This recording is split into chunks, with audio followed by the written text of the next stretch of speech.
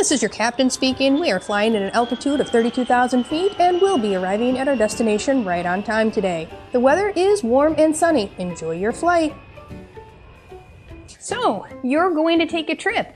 This sounds fun. Where are you going? Oh, you're bringing your puppy? Well, that makes things just a little more complicated. But I'm here to give you guys a lot of great info on preparing to fly with your dog. I'd love for you to get every piece of information you need from this one video. Now, I'm going to do my best to cover it all. There are so many variables that will make a big difference. I'm going to give you a great start into the planning and preparing. Michelle here with How to Train a Dream Dog.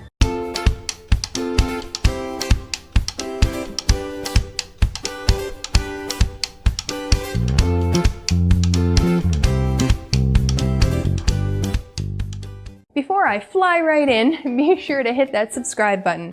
I want you to get notified when the next super valuable lesson comes out. Now, there are so many factors to consider when making plans to fly with your dog. Things like the age of your dog, how long he or she has been home with you already, how long is the flight, will you have any layovers, and if you're flying within your own country or maybe to another one, and if your pup is going to be in the cargo area, which means underneath the plane, or in the cabin. And you'll have to consider even the size and breed of your pup. And did you know you have to consider the weather in all the airports that you might fly into, including your final destination? That's a lot of things to think about. I'm going to give you some great information that you can use as your launch pad to do more research if you need it. Let's start with a few of the high-level restrictions that you'll need to be aware of. Some airlines have restrictions and do not permit certain breeds to fly. You'll want to pay close attention to regulations if traveling with a brachycephalic or short-muzzled breed. Examples of this breed would be pugs or shih tzus or chihuahuas. Other brachycephalic breeds include chow chows, Pekingese, Lhasa Apsos, bull mastiffs, and English toy spaniels. These breeds might have respiratory problems at high temperatures or humidity. Now, most airlines will not allow these dogs to travel in the cargo area, which means they can't be under the plane. But dogs flying in cabins also have size restrictions. Now, if your dog is larger than the usual size allowed in the cabin, but a brachycephalic breed, you'll need to do some double checking with the airlines about what options might be. Now, if your pet carrier with your pet inside can fit under your seat in front of you, your dog can ride in the cabin on flights that permit it. Typically, this would be a dog weighing up to about 20 pounds. You'll want to know this weight and make sure that you aren't too close to it. I'd hate for you to get to the airport ready to go and get denied access on board the plane. They will weigh the carrier and the dog at the airport, and you do not want to risk being over that weight limit. Be sure to include anything else that will be in the crate when doing the weight test. Most airlines allow fully trained service dogs to ride in the cabin without a carrier. Airlines are no longer required to accommodate emotional support animals, or ESAs, and they must travel as pets. Think through the time of year in both locations and layovers. Will it be cold, hot? At certain levels of heat and cold, dogs may not be allowed to fly in the cargo area. Most of the time, airlines prefer pets to travel in spring or fall, when the temperatures are a little more mild. If temperatures are very warm, they might require that pets only be on early in the morning or on the late night flights. But there's always the possibility of a delay. And if they won't allow the pet to fly at that time of the new flight, you've got to work on a plan B. Pets can fly without human companions on the same flight if they're going in cargo, but I don't recommend it. Delays or cancellations could really leave you subject to the whim of the airlines. It would be much better if you were right there and could collect your pup if the schedule starts to get messed up. Putting your dog in the cargo can be pretty scary. It's louder and colder down there than in the cabin. Did you know that there are pet transportation services? They can handle any size trip and can often really help you out if it's a complicated process, or you won't be there to work it out. One of our students moved to Panama and wanted to get settled before flying her dog. She set up her dog with a trusted pet sitter, and she used a transportation service to handle all the details. And there were a lot of details. Now, once it came time for travel day, the sitter simply showed up at the airport with the pup in the right travel crate, and the service handled it from there. It was a peace of mind for the student to have a professional organize it. Now, while we're on the subject, let's talk about the international travel for just a moment. Admitting an animal into a new country is entirely up to the government of that country. Even if the airline requirements have been met, if the new country's requirements have not been met, your dog might have to be returned to the original country or kept in quarantine for weeks. Do not risk it. Be sure you know exactly what is needed for your dog to arrive in the new country and be released to you. Some countries require documentation to be translated, certified, or notarized, or even confirmed with their embassy in the departing country before entry. Depending on the complexity of the destination country, sometimes a service who has experience with this is worth it. This student that I mentioned before had to get an additional international microchip for her dog. Like I said, each country has their own rules and it's your job to know them. Depending on the length of the flight, you might have the option of paying the airline an extra fee that allows the dog to get out of his crate and take a quick walk and a potty break during the layover. Definitely choose this option if you feel that the time is longer than your dog can hold his bladder, or it's an overnight. And several US airports have more dog-friendly policies than others. Chewy.com says that the Atlanta, Georgia, Philadelphia, Pennsylvania, and Denver, Colorado are all great airports for pets and offer a lot of services for dog owners. Now let's talk for a bit about how to prepare your dog for this trip. First, here are a few things to pack in your luggage.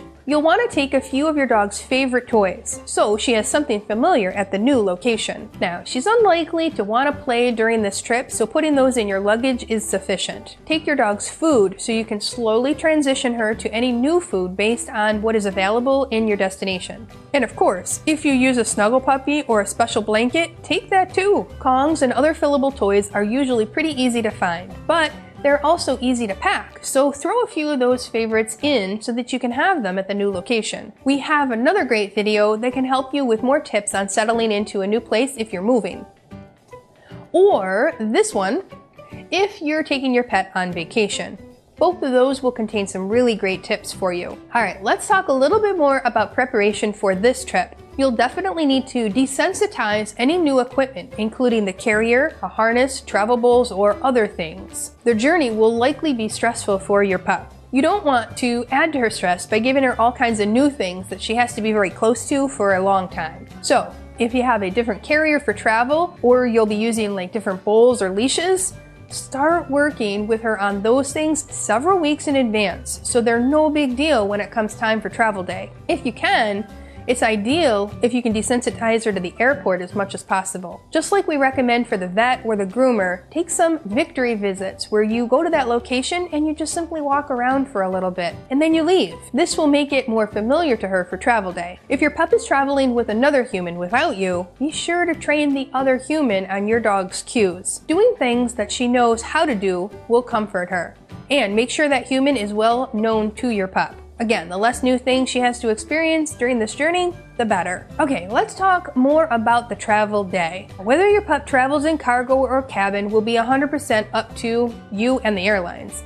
You'll want to read everything you can on the airline's website. There are also pet travel groups on Facebook that can advise you based on others' experiences. Regulations change frequently, so be sure to double check all your information. Do not rely on a well-meaning stranger to give you the info, but you can get some great info on where to begin the research and what to do to double check. Here are a few things to research for your airlines. Is there a fee to travel with your pet? Are dogs allowed in cargo or checked baggage? Are there restrictions on dogs in the cabin? What are the health and vaccination requirements? You have to check, double check, and triple check that paperwork and requirements. Do not take a single risk. Know what's needed and be 100% sure. You'll want to discuss this trip with your vet.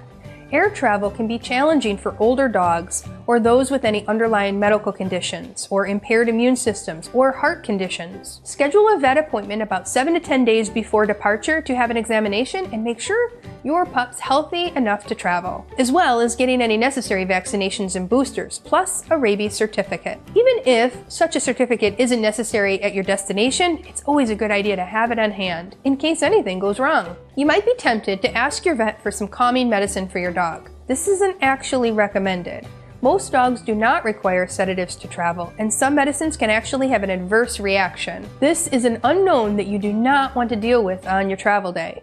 An adaptol spray might help calm your pup, but I would limit it to just that. Be sure to take a current pic of your pup before departure day as well. In the crazy off chance something happens and your pup escapes their crate, you want a current pic of your pup to share with the authorities. Be sure that your dog's ID matches that on the outside of the crate. Some airlines require you to identify and put any important contact info not only on your dog, but on the crate as well. Okay, let's move on to the actual flight. Now, you're going to want to allow a lot of extra time so that you can tend to your pup. Maybe get her out of her carrier for a potty break or even a nice little exploring walk around the airport before boarding. Do your research ahead of time about the airports where you will be. Find the nearest doggy areas either inside or outside. Figure out how close it is to your gate and plan accordingly. Now, if you do let her out of her crate for a sniff, try to do it in a very quiet, calm area where she doesn't have to have a lot of interactions with other people. This will help keep her a little calmer and more relaxed rather than revved up and excited. Like I said,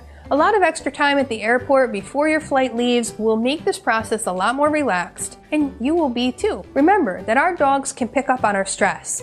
Your job will be to give off such calming signals that your dog will feel like this is just another adventure and there's nothing to worry about. You might have a collapsible water bowl and carry some water, but unless it's a long flight, food really isn't necessary. Your dog will likely be too stressed to actually eat, but having some high-value treats might help if you need to help convince your pup to do something or reward her. Remember that chewing is a natural self-soothing behavior, so maybe pack a Nylabone in your carry-on, and then she'll be able to enjoy it and relieve some stress. Now, before I share my final thoughts on flying with your puppy, be sure to hit that subscribe button so you get the notification when the next video lesson comes out. Now, here's where I might say something that will surprise you, if you know me at all.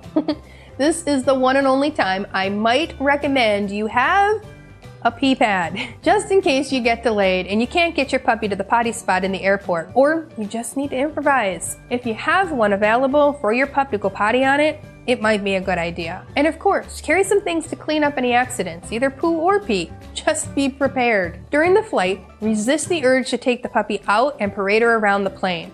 This is not necessary and probably overstimulating. Your best bet is to encourage sleep by covering the crate and keeping your attention limited. Check in from time to time, but for the most part, we just want to encourage quiet, calm rest for the flight and transportation process. You don't want to be the one everybody's staring at because you have the extra barky dog. And it is likely that your pup will want a little water, no food, and probably will hold his pee and poo. That's what I hear most often. But this will depend on a lot, like the length of the flight and of course your dog's age. Once the flight is over with, it might take a day or two for your pup to return to a more normal eating schedule. You might notice some change in the potty habits due to the stress and timing of the food from the travel day, but with some time and patience, it will even out. Changes in diet and water on arrival can affect dogs' gastrointestinal health as well. Time zone changes could lead to dehydration or interruptions to meal times and medication schedules. Just watch carefully, and within a few days, things should be back to normal. Now, after the flight, once you get to your destination, this would be a great time for that decompression walk on that long leash that we recommend. Lots of sniffs and very unstructured exploring can help her brain recover from all the new stuff she just experienced. You might be tempted to book a massage or a calming activity for you, so provide the same for your pup. Alright, have I given you a lot of things to think about? Do you have a long list of things to do to prepare for your dog's flight? Yep, probably so. It can be complicated, but people do it every day, so it's definitely possible. Just plan ahead, check and double check the information, and I think it'll be a great flight. In the comments below, tell me if you are planning to fly with your puppy, and where are you going?